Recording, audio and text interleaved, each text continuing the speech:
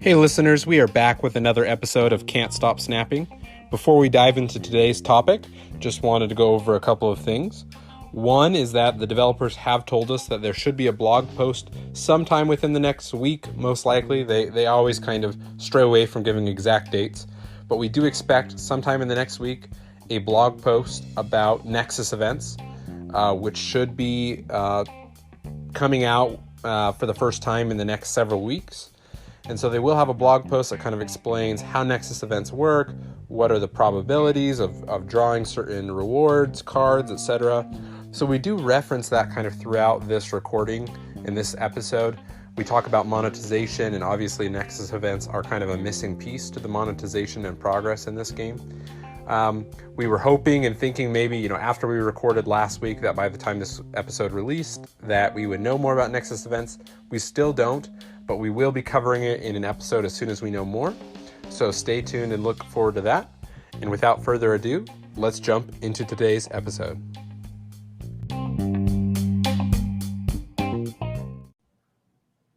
Hey everybody, we are back with another episode of Can't Stop Snapping. We are going to be covering a new topic today. We've been talking a lot about cards, a lot about locations, and today we're going to take kind of a break from that and talking about strategy of the game as far as play, and to talk more about the meta surrounding monetization, progression, and systems that live within the game.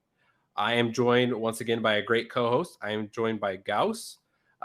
He is creating content surrounding the game on YouTube currently, and he is here today to talk about kind of these heavier topics, if you will, of monetization and kind of a hot topic in the game right now and in the community. Gauss, thanks for joining. Oh, thank you so much for having me. It's a great podcast, and I'm glad to be on it. Yeah, no problem. Very glad to have you on here. Well, before we dive in, as always, we like to kind of give our guest hosts a chance to just, give us your overall impressions of the game for just a minute. Just tell us, how did you learn about the game? How have you been enjoying it? And, why are you excited about Marvel Snap? It's a good question. To be honest, I'm not actually 100% sure now that I think of it, how I actually found out about it. I had heard about it because I've been playing Hearthstone since it came out, so I kind of knew through the grapevine that Ben Brode had gone and made his company and everything. And somehow I became aware of the closed beta sign up, and I signed up for it and I got accepted. So that was pretty exciting. And I was honestly, my expectations were pretty minimal, because who knows, but I was blown away. The game looks great, it plays great, and it's a lot of fun. And it's very different from what a lot of other card games are. And it has a real board game vibe to me because I also play a lot of board games. And I think it's something special and unique. And it's a lot of fun. I keep it, I got it on my phone, and I sneak it in a game here or there throughout the day whenever I get a chance. Yeah, no, that's very interesting what you said. You're the first person I've heard say that it's kind of like board game, but like that totally clicks with me. I love playing board games, and it definitely just has that vibe of like strategy that you kind of feel from a board game. I mean, obviously that's a card game, but it definitely just has a different feel than other card games I've played, and it sounds like you feel. Yeah, a lot of the big card games, it's like you're trying to kill the other person, but here it's like you're trying to get the three locations, and that just feels a lot more board gamey to me than traditional, trading card game. Yeah, the rules to the game, right? But each game you have different locations you're playing to. You have your deck, you're drawing different cards, and really it's kind of like just with a board game, the rules, but each playthrough of a board game is going to be different, and you have to adapt your strategy, right? And so, yeah, it definitely has that vibe. Well, jumping in here, I just want to start off today with just kind of giving a brief overview of some of the systems for any listeners who either haven't played the game yet, or maybe you're just learning about Marvel Snap and you don't really know a lot about the system. So we're just going to start off with that brief overview, and then we will dive into some of these topics more granularly. Well, up first, Marvel Snap is a collectible card game. You collect more cards and you can build decks with those cards. And the main way that you unlock cards is through upgrading what's called your collection level. Basically, there's a tracker in the game of your collection level, and as you grow levels in that tracker, you will unlock new cards, you will unlock new variants of cards. Potentially, you will unlock credits, you will unlock boosters, and I'll get into all of that in a second. But basically, you unlock all of these things over the course of upgrading this collection track. And so each time you get a new card, you can then obviously put that in your decks, play with it, etc. Well, to upgrade your collection level, you need to upgrade cards. Cards start at kind of a common level where they just have a basic border and they're flat, they're not 3D, etc. And so as you kind of upgrade the tiers of your card, the visual effects change. It kind of breaks the frame. Then it becomes 3D. You can tilt your phone and see it from different angles. Then you can get a visual effect in the background. You can get an animated border. All these things happen. And every time you do that, you will grow levels on the collection tracker. Now, how you upgrade your cards is through credits and boosters. Okay, so these are two of the main currencies in the game. You have credits, which can be used to upgrade any card, and then you have boosters, which are locked on a card-by-card basis. So you may have Wolverine boosters, you may have Magneto boosters, and you may have Iron Man boosters. You need to have specific boosters for the card to upgrade that card, and you get boosters for that card by playing with that specific card in a deck. After each game, if you went full 6 turns, you are awarded 6 boosters randomly. So that's a key fact we may get into a little bit later, to one of the cards that's in your deck. And then you can use boosters, and a certain amount of boosters and a certain amount of credits to upgrade your card. Each tier of upgrade costs more. And then eventually, once you max out your card, you can do what's called a split. And you can split. You keep your old card that's fully upgraded, and you get a new card with a new effect that's at the base level, and you can upgrade it again. So basically, you play with your cards, and you can upgrade the visual effects. And as you do that over and over again, you're gonna go along the collection level tracker, and you're gonna unlock more and more cards. Okay. So we've talked about a couple of those things. Another one of the main currencies that we want to mention really quick at this high overview level is gold. Gold is kind of the currency that most mobile games have, where you can actually spend real money and you can buy gold, but you can also get some gold in the game for free. But gold can be used to purchase variants or kind of alt arts of cards. It can be used to buy extra credits, and eventually will be able to be used on in-game events. And so gold is kind of a way that you could use outside money on the game to speed up your progression in the game. But we'll talk about what that progression looks like and the speed looks like here in a minute. But that's essentially kind of the key mechanics. So just to go over it one more time, essentially you are playing with cards, which earns you boosters for those cards. And then through kind of your daily activities in the game, you get credits. You use those credits and boosters to upgrade your cards. As you upgrade your cards, you move along the collection level tracker.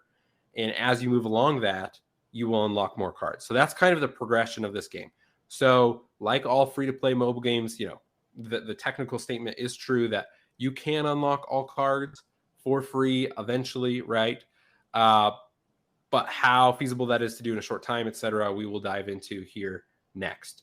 So we're going to talk about a lot of topics today with Gauss. One of the first ones I wanted to kind of dive into, Gauss, is there are season passes in this game, like a lot of mobile games and a lot of video games, right? So essentially on a month-by-month basis, there's kind of additional events and games you can unlock, variants of cards, new cards, you can unlock cosmetics, all these things. But you can only purchase this with real money. There was some anticipation or hope that you could pay for this with gold, so that maybe, yes, you could spend real money to do that as well by buying gold, but you could use gold that you kind of unlock free through the game. What are your thoughts on that and that as a decision for the game and kind of the impact that has on free to play for the game? Yeah, it's interesting because the very first one you could buy with gold.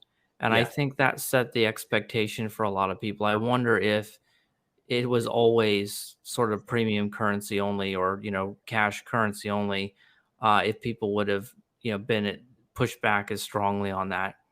The thing I don't like about it is that the card is temporarily exclusive. It does eventually get added back into the mystery card pool, I guess, for people like the following month. But for that 1 month period, whatever the card is for that month, so it was Wave last month and now it's Thor. If you're free to play, you just can't get it for that whole month. And so if that ends up being a super competitive card or something, you can eventually get it, but you're gonna have to wait. And so that might, if there is ever a competitive scene in the game, I think that's going to be an issue that would have to be addressed. But they are going to be doing those Nexus events, and maybe I don't know how they want to handle that. But in terms of it just the battle pass being cash only, otherwise, I think it's fine because I view battle passes as sort of a optional subscription. If you have a hard subscription that has a sort of a hard gatekeeping effect where you can't play the game at all unless you're subscribed, like World of Warcraft or something, that really limits your player base. So I think that having it be cash only is okay. I think it's a relatively straightforward and reasonable way for the company to try and make money. And it's usually better, in my opinion, when they try to make a little bit of money from a lot of players. So everyone chips in their $10. But really, just that card exclusivity is the only thing, because you get a lot of value out of it too. You get a lot more than $10 worth of value if you were to spend $10 somewhere else in the game. So, and there is a free version of the pass as well. So you do get a version of the battle pass, even if you don't buy the premium one. But just strictly in terms of it being cash only, I think it's okay. Yeah, I'd have to agree. I mean, I know there's people that feel strongly either way, right? But I agree with you. I think ideally they want to set it up in a way where everybody's kind of chipping in a little bit to kind of fund the game. I mean, with any free to play game, no matter how the structure is set up, people get upset about certain decisions that have been made. I mean, there are some exceptions where people say monetization is really great. Legends of Runeterra comes to mind.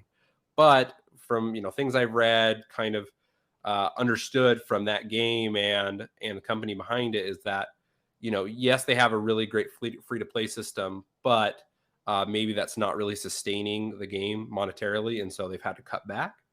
And so I think this helps to avoid that and helps to keep this game well supported by the business. You make a great point. Wave being kind of the unlockable card in the season pass last season. I mean, Wave has seen a ton of play, right? Oh yeah, Um, Wave is a great card. I didn't know what to do with her the first couple of days, but a lot of people have had great decks with her in it, and I've got a couple of decks now that I have her in. And I mean, I think you can certainly play the game and be competitive without her, but mhm.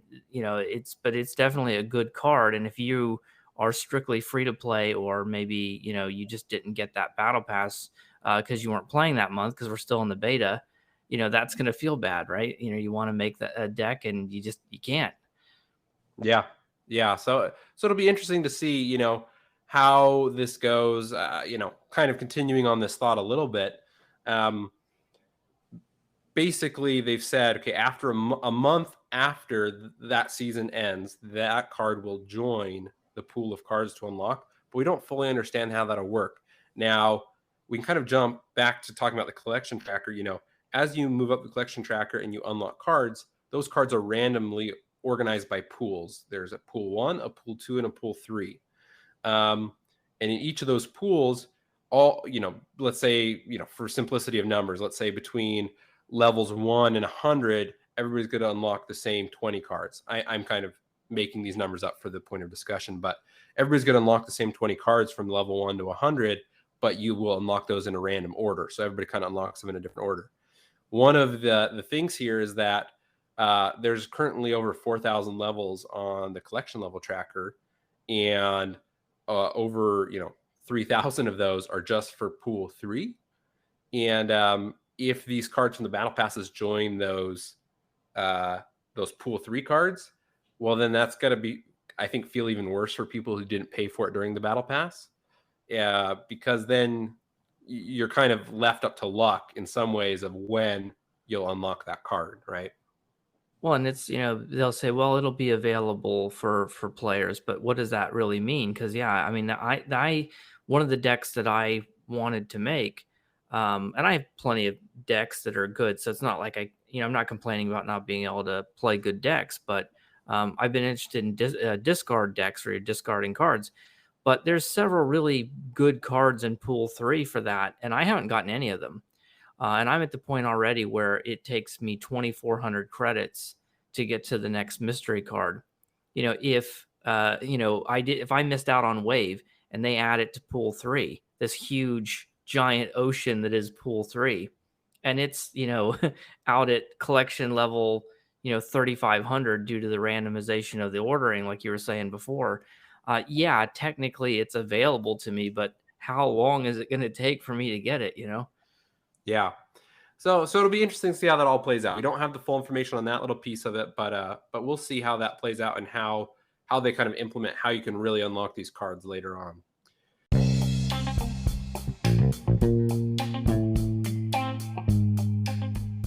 Hey everybody, I wanted to jump in here for just a second to tell you about Anchor. Anchor is a tool that I am using to create this podcast and distribute it on Spotify, Apple Podcasts, and various other podcasting platforms. Anchor is an app you can download for free on the App Store and use to record, edit, add sound effects, etc., and distribute your podcast.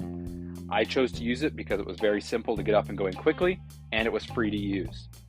If you have a podcast idea that you've been throwing around in your mind and you'd like to get out there, make sure to download the Anchor app or go to anchor.fm to get started and create your podcast today. Well, as we were talking before recording, you had mentioned kind of your thoughts around kind of where does this game rate on the kind of typical scummy or kind of not so great free-to-play mobile game type processes or features that this game has or doesn't have. I'd love to hear your thoughts on that, kind of share with the listeners. How would you kind of rate where we're at? What are the common things you see that Marvel Snap's picked up from other free-to-play games, and where do you think they maybe do right by not incorporating some of those? I would start by asking if you've seen that pretty famous video, "Let's Go Whaling." Yes. And I think if you watch that, you can see, not just in this game, but any game, like it's like an eye-opening experience. You start seeing it in so many places, and things that where you maybe in the past you just thought was a coincidence or incidental. You like, oh no, I see what they're doing. I see exactly what they're doing. And some of it's just everyday stuff, right? It's not like it's some evil villain, stroking their cat. If you go to a grocery store, they put the milk and the bread at the back of the store because they know that's what most people are coming in for. So you have to walk past all the other stuff to get to it. So, they do that too, right? I mean, are grocery stores evil? No, I would say they're not. So some of this stuff is, I guess, manipulative in a way, but the question is whether it crosses a line and actually becomes problematic. So there's little stuff like that. If you get your 50 credits every day, so you might think, well, that's really generous, right? I like credits and they're giving me free credits, but the free credits are in the cash shop. If you've been following any of the news from Diablo Immortal, that's people really been ragging on that game, and it's a monetization. And that's one of the things people bring up every time you log in. It's saying, hey, go to the cash shop to claim your free reward, so that you'll look at all the other stuff that's in the cash shop. And if you're in the game and you're going to get your 50 free credits for the day, you have to scroll past the variant arts and the boosters, the fast boosters, in order to get to it. So they're trying to build a habit. That's the hook habit hobby from the Let's Go Whaling. And it's worked on me. I mean, I do it every single day since the beta started. I open the game. I get a dopamine hit because I know I'm going to get 50 credits and I want credits as a player. Yeah. And so the very first thing I do when I log into the game is open the cash shop so I can go get my 50 credits. And in order to do that, I look at the variant art while I'm scrolling down. And, for me personally, like I said, it doesn't necessarily mean it's some supervillain thing going on here. But, and I don't mind looking at the variant art. I probably would have looked at it anyway, because I like the variant art in this game. And I think it's one of the good ways that they're trying to monetize the game. But it's still just this idea that they're training you to open the cash shop every single day. And so when you put it that way, it sounds a lot more sinister. But a lot of games do that. It's not that big a deal. People can have self-control. You're still getting your 50 credits. So there's stuff like that sort of, every game does. And I don't think it's really that big of a deal. We could complain about it, but it's not really that bad.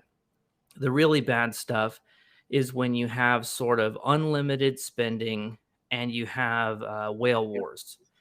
So they try to get whales to battle each other, and they give them some way to spend sort of unlimited amounts of money in order to, make themselves more powerful. And I think the two biggest things to combat that is that there's duplicate protection. Actually, even the idea of duplicates doesn't even exist in Marvel Snap, right? You're Yep. never think, oh, I'm going to get a second copy of Jubilee or whatever. Whether it's the regular collection level track or these Nexus events, we're being told what little of it we know about it so far. I know they're going to put out more information about the Nexus event soon. Or the Battle Pass card. It's like, if I'm going to get a new card, it's going to be new. It's going to be something I don't already have. So that already tamps that down quite a bit. It may be that collection level 3 is this enormous, thing that's completely difficult to complete, but I can go into the collection level track and I can see, like I was saying earlier, I'm at the point now where I need 2,400 credits at 50 credits a pop to get to the next mystery card. Well, I know that, right? So I know what I would have to spend in credits, how much that would cost me in gold, how much the gold would cost me in dollars, and that's another thing, right? The intermediate currencies. And I know that if I if I decided, okay, I'm going to get my credit card out, I'm going to buy some gold bars, I'm going to turn that gold bars into credits so I can get to the next mystery card. I can figure out exactly how much money I have to spend to do that. And I know that I will get a card, and I know that card will be a card I don't already have. So that already is way better than a lot of other games where you could spend $10,000 and not get the thing you want, or get a bunch of duplicates of stuff you already have where the game doesn't really give you anything to do with it. Yeah. Yeah, that's a lot of great points. I wanted to chime in with a couple of thoughts. One, you talk about the variant art, having to scroll past that. I make the joke to myself. I don't actually know if I've made this to anybody else, but I feel like I've yet to hit any good arts, so I call myself lucky because then I'm not tempted to buy them. That's so true. Yeah. I for most of the cards, I prefer the regular art. Yeah. um, I mean, I've seen other people have ones that I'm like, oh man, if that one came in, oh no, I might get it. But I have a few. I do have a few. Yeah, I have to admit, I have a few, and there's a few more that I want, but they're kind of pricey for me personally. And I don't know, they may adjust things and stuff. I think that I would buy more if they were cheaper, which sounds like no duh, right? Like, of course Yes. you would buy more if Yep. they're cheaper, but I don't know how that equilibrium works, for the population in general, but they're pretty pricey. So, I did get a few, but I'm kind of hesitant to buy more, even the ones that I really want, just because they're kind of expensive. Yeah, for listeners, it's 750 gold to unlock a variant, which obviously you can get gold through play. But to buy gold in the shop, and maybe you'll have another thought here, you can buy 700 gold for $9.99. You can't buy 750. Or you can buy 1450 gold for $19.99. So really, it's just over $10 to buy one of these. Which, when you think about it like that, right? Like when I look at it with me just unlocking gold for free in the game, I'm like, oh, eventually maybe I'll save up and buy one, or I'm saving my gold for Nexus events or whatever.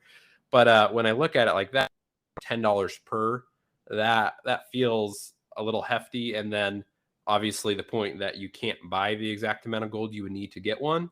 So then you really have to spend the $20 range to buy the card that's about $10, right? Oh yeah, exactly. And interestingly enough, I don't know if it works out for all the different, because there's like 6 different gold packages you can get. But if you're buying the most expensive gold package, which is I believe 8,000 gold for $100 if Correct. in U.S. currency, that will divide evenly into the most expensive credits. So $100 works out to exactly 200 collection levels, assuming you're having to spend 50 per, because you're not always going to have common cards to upgrade. So that does work out evenly, but none of them divide evenly by 750. So There is no, unless you bought like multiple packages, there's no way, you're always going to have a little bit left over. And that's just another one of those things that these games do. It's credit card, or not credit cards, gift cards do that. If you get a $50 gift card, what are the chances your purchase is going to be exactly $50 with tax and everything? It's not going to be. So you're either going to have to spend a little bit more, or there's going to be a little bit left on the card that just goes unused. Either way, they're getting a little bit extra. Yeah. I mean, I always fall into that trap. Somebody gives me an Amazon card, I'm like, well, it's only $25, and the thing I want is $40, and then, well, I might as well throw this other thing in my cart, right? And it kind of just adds up from there. Now, I wanted to touch on something you said. This is one of the things I wanted to make sure we cover. You broke down the math exactly like I was going to. So you can do 8,000 gold for $100. That gold translates into 10,000 credits, which translates into 200 levels on the collection level. We've already said, there's 4,000 levels. So like, do you feel like that's a good amount? Would you like to see a different ratio? Like, if you got to pick the ratio, like how much per 100 levels do you think is a fair amount to ask people to pay if they're wanting to go that approach of, hey, I want to pay to unlock as fast as I can? Well, the real problem with that is I had a video. It was called, on the thumbnail, it had a mystery card and it said $25. Like this card cost $25.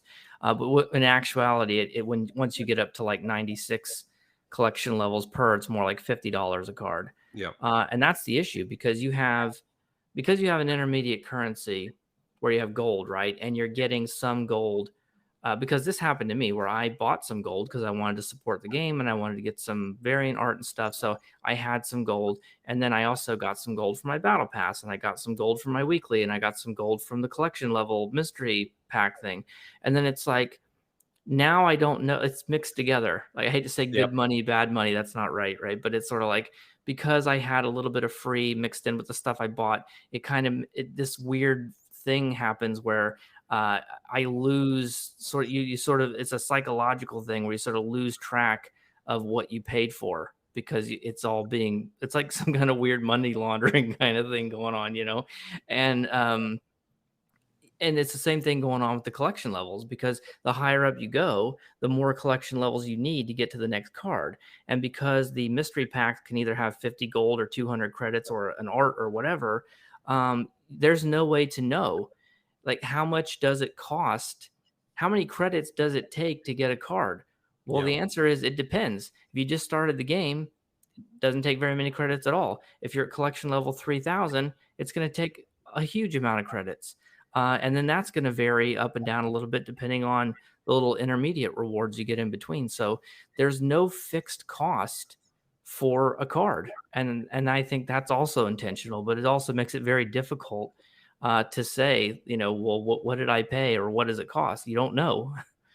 Yeah, that does make it a little tricky. So I think it'll be interesting to see. Obviously, it's something we really should state for the listeners is, obviously the game is in beta. It feels like it's been released because so many people are playing it and the community is growing so fast and the content creation around the game is growing so fast. But the reality is they still are making changes, and they've made changes to the game already in the last couple of weeks, and they've already stated, additional changes are coming on different things, right? So it'll be interesting to see, if they do make any adjustments to kind of these ratios, and just the distance on the collection tracker, etc. So, well, to answer your question, because you did ask me, what I thought was fair, because we breaking down, like, get 200 collection levels. I mean, once you hit the point where it's 96 per, that translates to about 2 cards and maybe a fraction of another card. That's not good value, in my opinion. So if you're just starting out and you wanted to spend $100, which is a lot, a brand new game you could get for, $60 or something. I think that would be a decent way to jumpstart your collection, to get like into pool 2 and get some of those tried and true pool 1 and 2 decks to get you going. But I think once you get into pool 3, I don't think the money to credits to card ratios are like good value anymore. Yeah, I've spent money on the passes, the monthly passes. Haven't bought any gold yet, but I think a couple weeks ago my plan was, well, once I get into pool 3, that's what I told myself, was like, I'm just going to work my way through the pool 2 because those are faster, and then I'll maybe buy some gold to jumpstart into pool 3. But then it kind of is this feels bad of, oh well, now that's going to get me less than it would have then, even though it's kind of the psychological thing of like, yeah, I mean I could have jump started earlier, but like it's not like the time would shift that much for getting the whole collection, whether I did it earlier or later, right? Well, yeah, ultimately you're going to get, like, if you buy 100 collection levels, your collection level is going to be the same whether you did that on day 1 or day 10 or day 30, but it will feel better if you do it when you first start than when you do it later. Yeah. So it'll be interesting to see as the game kind of goes towards a global release, if people feel good about spending the money early on, and if they see a lot of people tailing off the longer they play, right? With spending money on the game in that way, at least, with buying straight gold. Well, I wanted to kind of switch gears here to cover something that we've kind of highlighted on. We don't know a ton of information, so there may be a little speculation, but we do know a little bit. Nexus events. Nexus events are something they've kind of told us about since they announced the game, but we've learned more actually over the last couple of days. So Nexus events are going to be regular events that kind of happen throughout each month where you can target specific cards. Now, we don't fully know what that means, but we do know, for example, we're going to have 2 Nexus events later this month. One, you'll be able to target Destroyer, which is an existing card, and Lady Thor.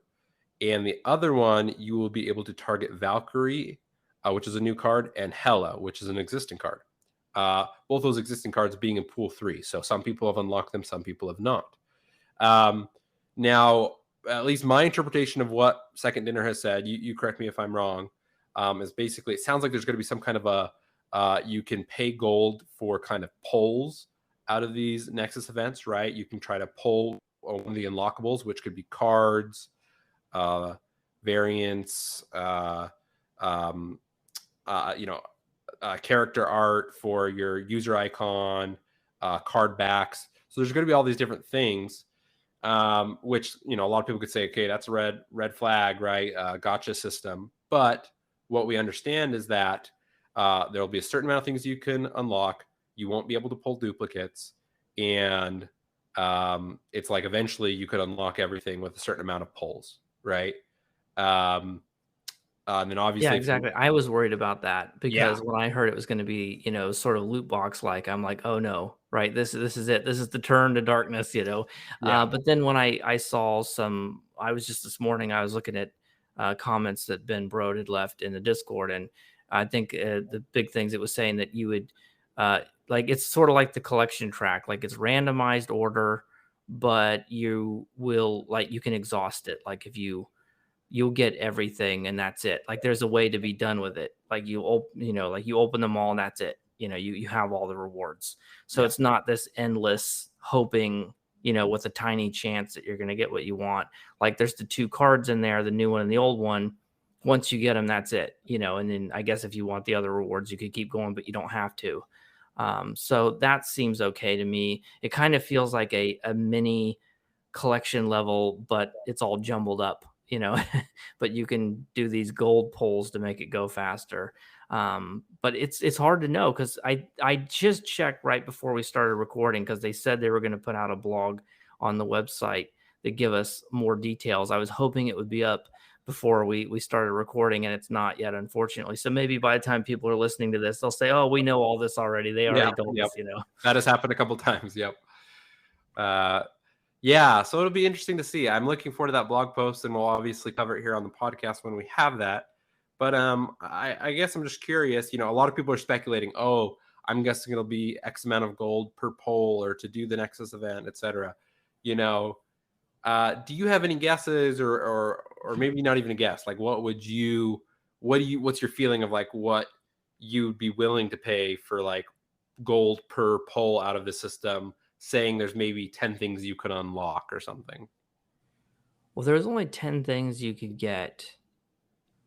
Well, the 2 big ones in there are cards, right? Yeah. And if we're assuming that, the ones kind of not exclusive, but it's new. The other one is a pool 3 card. Pool 3 cards, at least initially, are worth would cost you at least somewhere like 15, 25, $50 in terms of credits. I could see them going pretty high, but usually on events for games like this, they try to make it look good because they're trying to entice you to spend.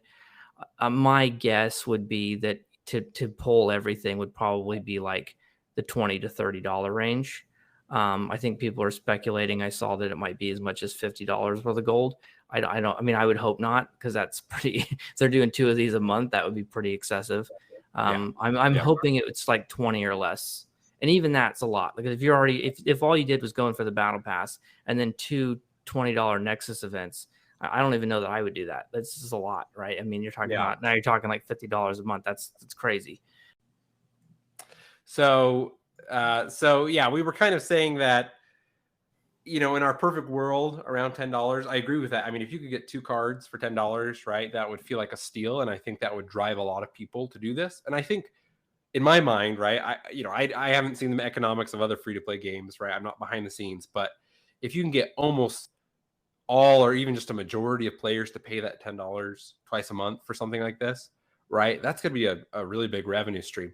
But if you push it to where it's like $20, $30, that's going to push a lot of people out. So yes, it's maybe more revenue per person that does it, but I just wonder if the economies of scale, right, like less money but more people, I think it will add up over time. I agree. I think if you went for 20, you would get less than half the people buying it. So I think that would be a bad. But maybe it's still early days, still beta, so maybe they'd be willing to adjust it. If they start high and people aren't buying it, maybe they would lower it in the future. Yeah. Well, we can only hope. I mean, like you said, we'll know more. They are going to be very transparent with this, is what they've said. They're going to give us kind of all the pull rates and what's in it and the costs and all that stuff soon. And I'm sure there'll be people that love it. I'm sure there'll be people that hate it. But it'll be interesting to see. And obviously, they may adjust it over time. So that's one of the interesting things. All of these things we're talking about, some of them probably are set in stone, but there could be other pieces of this that aren't set in stone, as this is not a fully released game. And they really are, they're seeking feedback on the gameplay and on the balancing there with buffs and nerfs and such, but they're also seeking feedback on the monetization, and they're trying to twist those dials and knobs to see what is going to maximize the profits of the game, right? And I do feel like they are listening to feedback, because I've left some feedback, when they send out those beta feedback emails, and I maybe I'm just reading into it, but I reported quite a few people for inappropriate names, and then they came around and said, well, we've improved our our name filter. And it's sort of like, well, I don't know, I don't think it was just me, but it does seem like just across the board they are listening to feedback and trying to make things better. So yeah, that's positive. No, that is, I come from a software background. I work in software companies currently, and ideally that's what you want to see, right? They have a backlog of work items, and they're prioritizing that based off of feedback, and they're taking those things into consideration, right? They probably could have waited to do something with the names and kind of offensive naming, etc. But obviously, enough people maybe said that they say, we need to prioritize this, and it's small, we can do it, and that will bring a lot of value to customers sooner, right? So the hope would be that, obviously, with the monetization things, the things we've been talking about, is that they'll take that feedback as well, and they're obviously gonna listen to the feedback, but they're gonna look at the data, and you hope they look at both, and that kind of the combination of those things really points the game in the most healthy direction, right? Well, let me see here. We had a list of several things we wanted to talk about. I guess the one other thing I wanted to ask you about, kind of your thoughts on the collection level. Originally, you could unlock variants a lot more frequently on the collection level, but they changed those out for mystery boxes. I wanted to get your thoughts on the mystery boxes, on that change, what you think about it. I'm not against it on paper, but the value of the non-variant stuff in there is so much lower than the value of a variant art Mhm. that it feels really bad. Like 50 gold, I got that. I think my last 3 were 50 gold, and that feels awful. So if it was like 500 gold, Mhm. because a variant art's 750. Now, obviously, you get to choose, and these are random, so maybe they're not worth as much as 750, but they got to be worth more than 50. So when you get 50 gold or 100 credits, you kind of feel like you got the donkey from, let's make a deal, or something like you got Yeah. the Yeah. you didn't get the good one. So I feel like I'm okay with it being a mystery pack as long as all the items felt like they were of equivalent value, but they don't. Yeah. Yeah, I would agree with that. We've already stated that they are taking feedback, and this was obviously a change they made. Kind of halfway through the 6 weeks or what we've had of the game, right? So, I definitely think they could still make adjustments to this. A lot of people have given feedback. One feedback suggestion I've seen is, obviously people maybe want more credits and gold, but it would be nice if there was some kind of timeout of, for every time you don't unlock a variant, your rate of potentially getting a variant or other high value drops increases. So because right now it's a 10% each time, and that doesn't increase or decrease whether you've got one or not. And so if you're like me, you've yet to unlock a variant that way. Now I I'm got not as one. I did get yeah one. I got one variant, but that's it. But so it but sounds like I'm doing better than you though. yeah, but I've seen people who've unlocked 2 in a row, right? So it's like Yeah, um it's just total chance. Yeah. yeah, and so I think that's a great suggestion, right? Of kind of well, if you've gone 5 without getting one, then your next one you're like 70% chance to get one or something like that, right? I think that would be good, but we'll see if they take that feedback and make a change there as time goes on. Well, with that being said, before we kind of move to our kind of closing segments, Gauss, uh, you know, maybe just give your kind of high level. We've talked about a lot of things today. Where's your positivity rating as far as direction with Marvel Snap and monetization? Do you feel like they're in the right direction? Do you think they need to kind of change course, ideally going forward? Do you think they're on a good path, basically?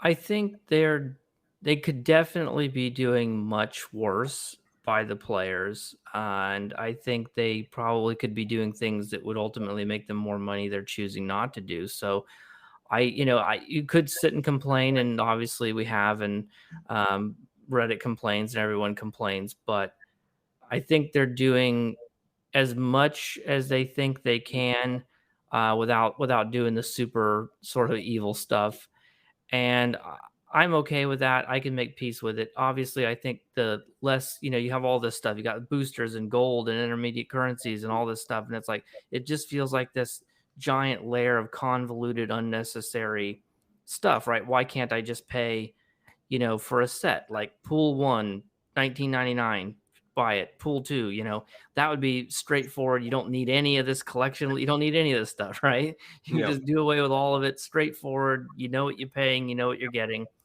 But I do feel like they wouldn't make very much money that way. So, I have some sympathy there. So the question is, where's the balance between what the players would want and what the developers need to make revenue. And I feel like it's an okay place now. It's acceptable to me.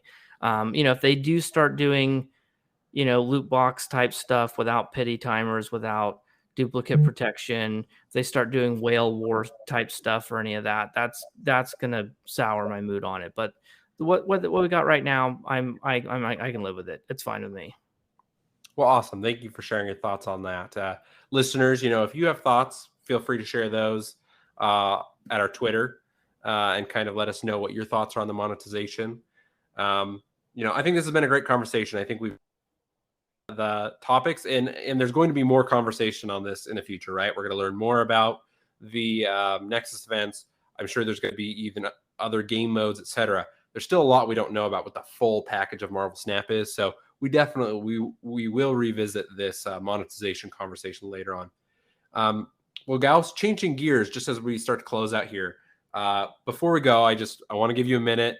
I'm sure the listeners will love to hear it. We like to we do like to talk about the cards, talk about the locations, talk about the game as well. So, what is your current favorite card to play with, and what is your current favorite location to pop up in any given game? I think I'm gonna sneak in a second favorite card when I do my location, but I was thinking about this all day because you had sent me some notes, and it's hard to pick a favorite card because there's so many really cool ones. But one that I really do like is Captain Marvel. I only have one deck I have her in right now, but the fact that she just moves herself over, and because it only triggers when it finds a way to win for you, as soon as there's this anticipation, Yeah. so as soon Yeah. as you see her moving, you've won, and the other person can see it too. So it's sort of like, got him. Yeah. So that's a pretty fun one to play with. It's very enjoyable. Location, very cheeky thing, but Green Goblin, right, is a 3 cost, -3 power, and on reveal gives himself to your opponent. If you get the Space Throne, each person can only have one card there. Most people aren't going to play anything there too early because you can only have one thing there, so they're going to wait to put something big there. Oh, You yes. put Green Goblin in there, it moves I over to their side. People usually concede. I've gotten a lot of free concedes off of that. It's not very reliable. The card's probably not that good. I only have one deck I put it in, but when you are able to do it, it's like one of my favorite things I've done in the game. Oh yeah, I've had that happen to me, and maybe it was you. I don't even know, but It could have been. It might have been me. it definitely feels bad for the person that receives that Green Goblin on that side, because I mean, at that point you really don't know. Winning two out of the 3 locations, and that's the only options you have, really limits your ability to win in many games. So You basically win one location with one card. yeah, and a 3-cost card at that, which I Yeah. mean, can't beat that. Well, awesome. Thanks for sharing that. Great thoughts there. Well, I'd be remiss if I didn't give you a minute, Gauss, just to share with the listeners, where are you making content? How are you making content? What is the best way people can consume that content and support you as a creator? Well, my channel's still pretty small, but if you go to YouTube and you search for Gausto, Gauss, sorry, not Sto, Snap, Gauss, Snap, I should come up there. And also on Twitter, I do tend to post stuff on Twitter too. So those are the 2 places you can find me. Just search for Gauss Snap and I should come up. Awesome. Well, listeners, make sure to go follow Gauss, support his content. Gauss, we'd love to have you on again at some point, but just want to say thank you again for being here and having this great discussion. Thank you so much for having me. I had a great time, and it flew by. And it's a great discussion, and I'd love to come back. Well, awesome. Listeners, thank you again for tuning in. Please let us know your thoughts on this whole topic of monetization. Do you agree with what we've said? Do you disagree? Do you have other thoughts that you feel like we didn't cover? Make sure to share those thoughts at our Twitter at can't_stop_snap. Also, make sure to follow us there because, I'm hoping to do some giveaway type things and some other kind of events through the Twitter. So make sure you're following us on the Twitter so that you can participate in those things upcoming. But with that being said, thank you for listening, and make sure to catch more of the podcast in future episodes.